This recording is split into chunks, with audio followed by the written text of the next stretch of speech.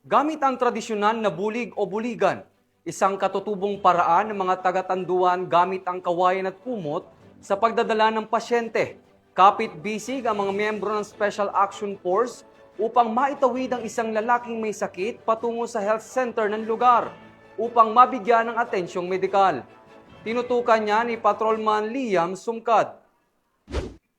Ipinamalas ng mga tauhan ng 111th Special Action Company, 11th Special Action Battalion, Special Action Force ang diwa ng tunay na serbisyo matapos silang tumulong sa pagligtas at paghatid ng tulong medikal sa isang residente ng Tanudan. Ayon sa ulat, agad na rumisponde ang mga tropa upang tulungan si Pastor Kalading na nakararanas ng matinding pananakit ng ulo, likod at pagsusuka. Si PSMS Philip Kidding na nagsilbing medic ng grupo ay nagbigay ng paunang lunas bago isinagawa ang transportasyon ng pasyente patungo sa Tanudan Rural Health Unit 1 sa Mabaka, Tanudan, gamit ang tradisyonal na bulig o buligan. Isang katutubong paraan ng mga taga-Tanudan sa pagdadala ng may sakit gamit ang kawayan o kahoy at kumot.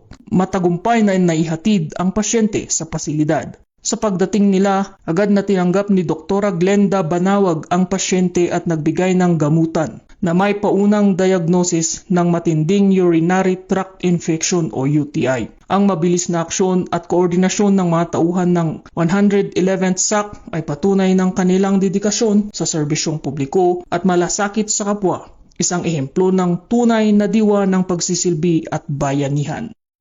Mula dito sa Regional Police Community Affairs and Development CAR, ako ang inyong PNN correspondent, Patrolman Sumkad, alagad ng batas, taga-taguyod ng Balitang Pulis.